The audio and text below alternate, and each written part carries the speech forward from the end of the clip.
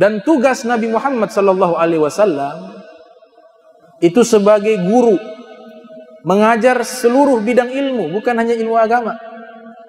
Memang prioritasnya ilmu agama. Yang pertama itu ilmu agama. Setelah itu ilmu-ilmu lain fardu kifayah. Nanti dirinci oleh Imam Ibn Ruslan dalam kitab Zubat. Makanya dalam hadis yang diriwayatkan oleh Al-Imam Ibn Majah yang lahir tahun 209 Hijriah, meninggal 273 Hijriah, Rasul sallallahu alaihi wasallam bersabda, "Innama bu'istu muallima." Saya diutus oleh Allah Ta'ala menjadi seorang guru, kata Nabi Muhammad SAW.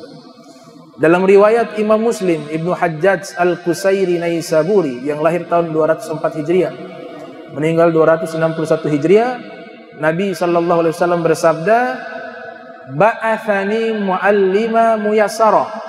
Allah mengutus saya menjadi guru muyassara, yang membawa kemudahan. Kemudian di dalam Al-Quran Allah Ta'ala menyebutkan bahwa Allah telah mengajar dan mengajarkan kepada Nabi Muhammad SAW seluruh ilmu. Wa anzalallahu alaika al-kitabah wal hikmata wa 'allamaka ma lam takun ta'lam wa kana fadlullahi 'alaika 'azima. Allah telah menurunkan kepada engkau Nabi Muhammad Alkitab. Apa Alkitab? Al-Quran. Wal hikmata, dan hikmah. Hikmah ini Al-Imam Abu Ja'far Ibnu Jarir At-Tabari, seorang ahli tafsir dunia yang lahir tahun 224 Hijriah, meninggal tahun 310 Hijriah, mengatakan al-hikmah penafsirannya banyak, diantaranya ilmu, diantaranya sunnah, diantaranya hikmah, yaitu al-isobatu fil qawli wal fi'li, ucapan dan perbuatan selalu pada tempatnya, itu namanya hikmah. Lanjutan ayat tersebut Allah sebutkan wa 'allamaka ma lam takun ta'lam. Dia Allah mengajarkan kepadamu. Kamu di sini siapa yang diajak bicara? Nabi Muhammad SAW. Wa 'allamaka ma lam takun ta'lam. Ma, seluruh ilmu yang tidak pernah engkau ketahui. Jadi Allah ajarkan kepada Nabi Muhammad SAW seluruh ilmu. Dalam hadis yang lain Nabi Muhammad SAW bersabda, "Addabani Rabbi fa ahsana ta'dibi." Addabani Rabbi fa ahsana ta'dibi. Penciptaku Allah telah mendidik aku dengan pendidikan terbaik. Dengan pendidikan terbaik. Di dalam Al-Quranul Karim banyak sekali sumber-sumber ilmu yang ada di dalam Al-Quran. Isyaratun ilmiah fil Quranil Karim. Ada isyarat-isyarat ilmiah di dalam Al-Quranul Karim. Yang pertama, wahyu pertama, Iqra bismi rabbikal ladzi khalaq, khalaqal insana min 'alaq. Allah ciptakan manusia min 'alaq, dari segumpal darah. Biasanya di redaksi-redaksi terjemahan menulis segumpal darah. Namun bahasa yang dipakai oleh ulama tafsir seperti Al-Imam Fakhruddin Ar-Razi yang lahir tahun 544 Hijriah, meninggal 606 Hijriah, mengatakan alaq ini adalah linta. Linta. Linta itu kan menempel.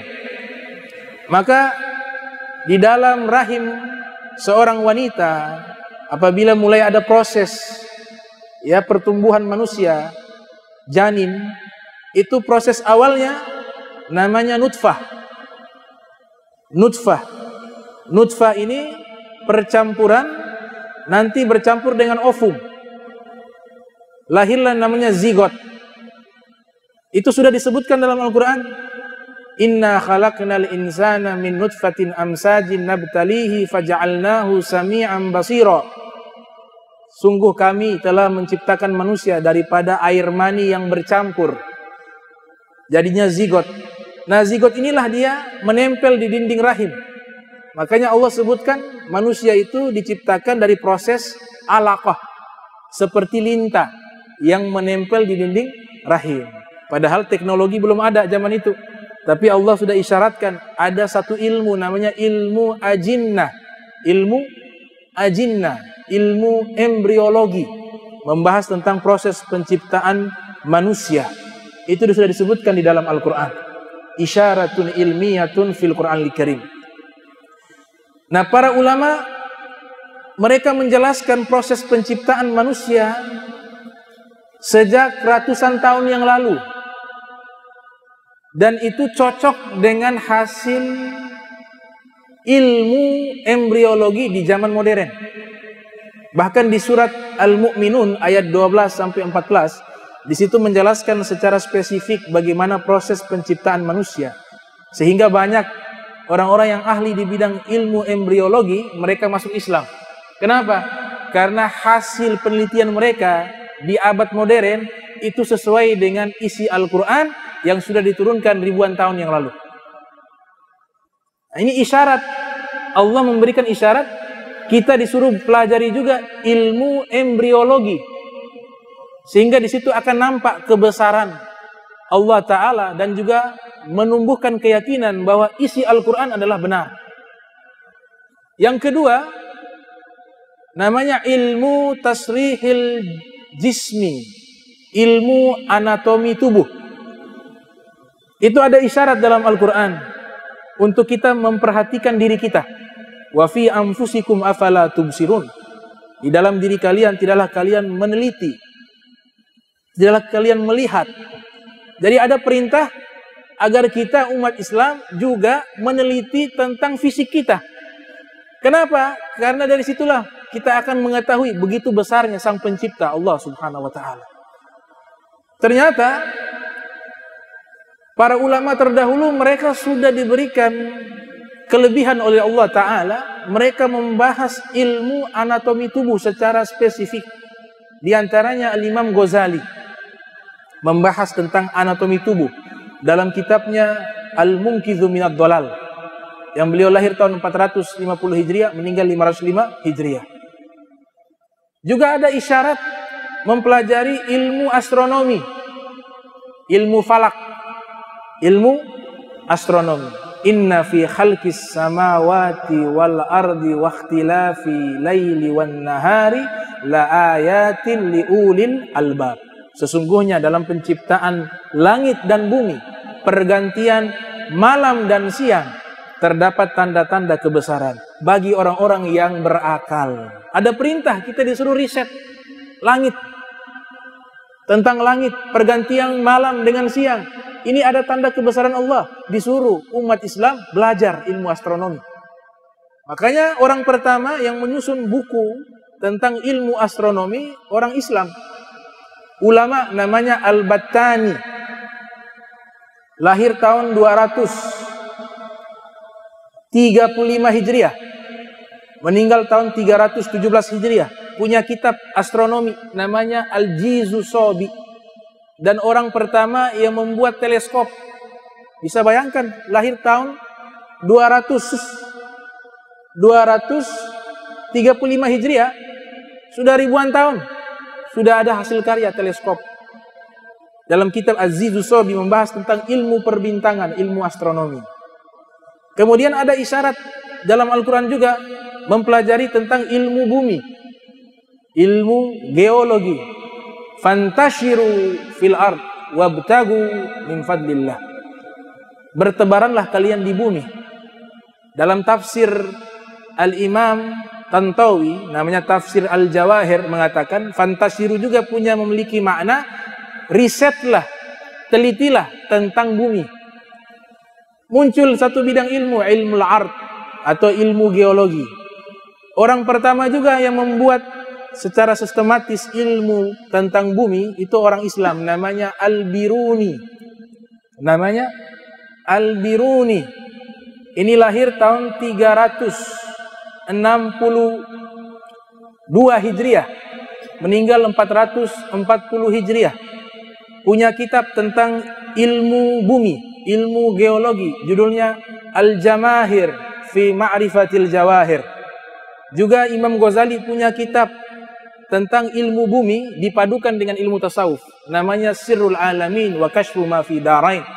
Juga ada ulama namanya Syekh Yaqut Hamawi, punya kitab tentang geografi, tentang ilmu bumi, judulnya Mu'jamul Buldan. Juga ada Al-Imam Al-Quzawaini yang lahir 600 Hijriah, meninggal 682 Hijriah, punya kitab tentang ilmu bumi, judulnya Ajaibul Buldan. Seluruhnya ulama, seluruhnya umat Islam, seluruhnya referensinya Al-Quran dan hadis Nabi Muhammad sallallahu alaihi wasallam. Kemudian isyarat berikutnya, ilmu antropologi, ilmu athar.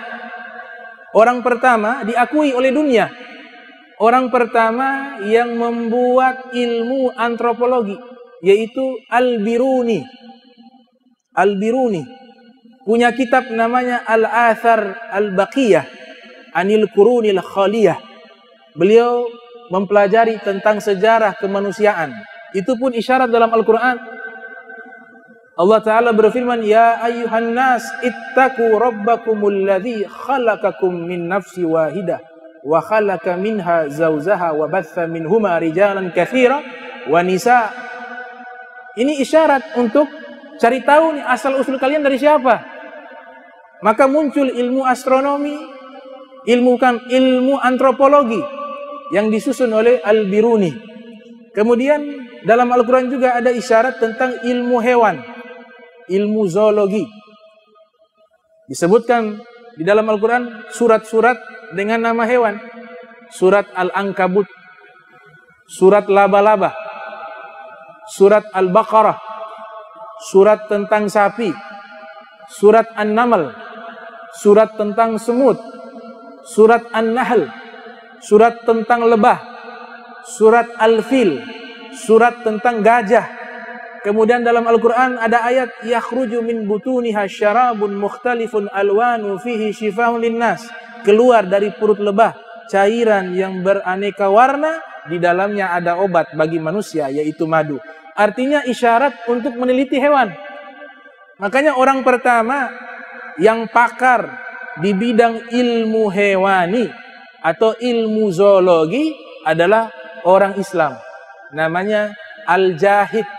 Lahir tahun 150 Hijriah, meninggal tahun 255 Hijriah. Sezaman dengan Imam Syafi'i. Tahun lahirnya sama. Imam Syafi'i lahir 150, meninggal 204. Imam Zahid lahir 150, meninggal 255. Punya kitab tentang hewan di zaman itu. Namanya Al-Haywan, nama kitabnya. Membahas tentang ilmu hewan. Datang generasi berikutnya, seorang ulama bernama Imam Kamaluddin Ad-Damiri. Juga punya karya ilmiah tentang ilmu zoologi, judulnya Hayatu Haywanil Kubra. Kemudian isyarat dalam Al-Quran juga mempelajari tentang ilmu sosiologi, ilmu sosial.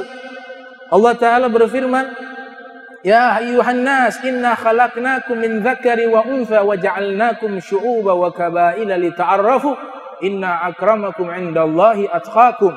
Ini perintah untuk mengenal bangsa-bangsa, mengenal suku-suku. Maka inilah isyarat ilmu sosiologi dikembangkan oleh ulama bernama Ibnu Khaldun yang lahir tahun 732 Hijriah, meninggal 808 Hijriah. Punya kitab sosiologi pertama, namanya Prolog Mukaddimah. Ada juga isyarat tentang kedokteran di dalam Al-Quran. Ya ayyuhan nas, kulu mimma fil ardi halalan thayyiba. Wahai manusia, makanlah segala sesuatu yang ada di bumi halal. Tidak cukup sampai halal.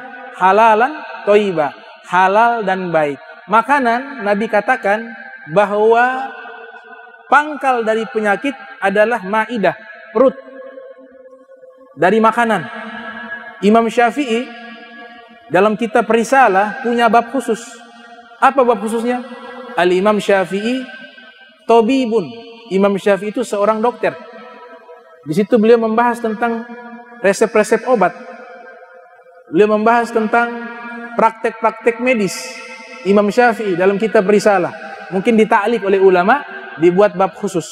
Bahkan Imam Syafi'i mengatakan al-ilmu ilman. Ilmu itu ada dua. Yang pertama ilmu din li adyan. Ilmu fikih li adyan. Ilmu fikih untuk agama. Wa ilmu tib lil abdan. Dan ilmu kedokteran untuk kesehatan tubuh, kata Imam Syafi'i rahimahullah. Muncul ulama Ibnu Sina tahun 370 lahir, meninggal 427 Hijriah. Punya kitab tentang kedokteran namanya Al-Qanun fit Tibb.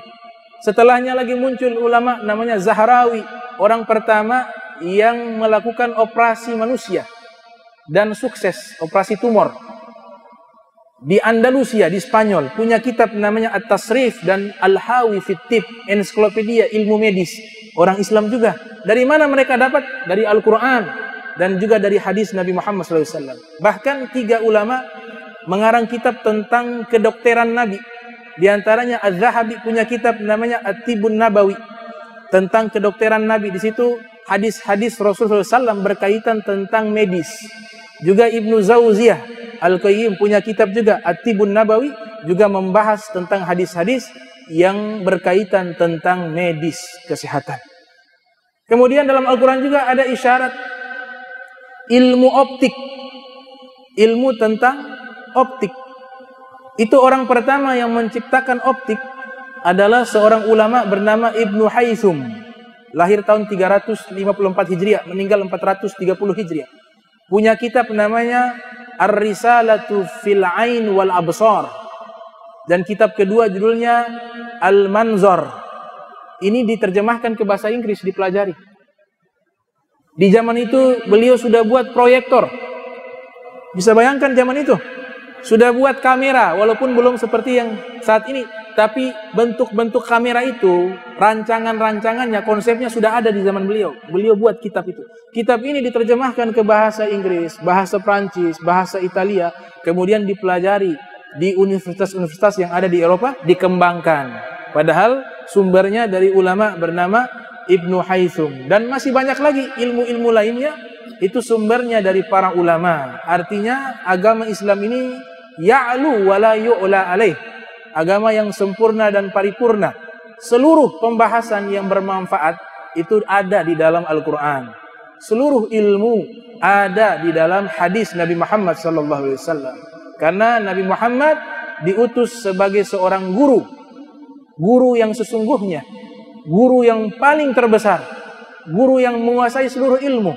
Yaitu Nabi Muhammad SAW. Sehingga ada ulama bernama Syekh Abdul Fattah Abu Guddah mengarang kitab khusus berjudul Ar-Rasul Al-Muallim wa Asalibuhu fi Ta'lim. Rasulullah adalah seorang guru dan juga kurikulum yang diajarkan oleh Nabi di dalam pengajarannya kepada para sahabat dan ahlul bait Nabi Muhammad sallallahu alaihi wasallam.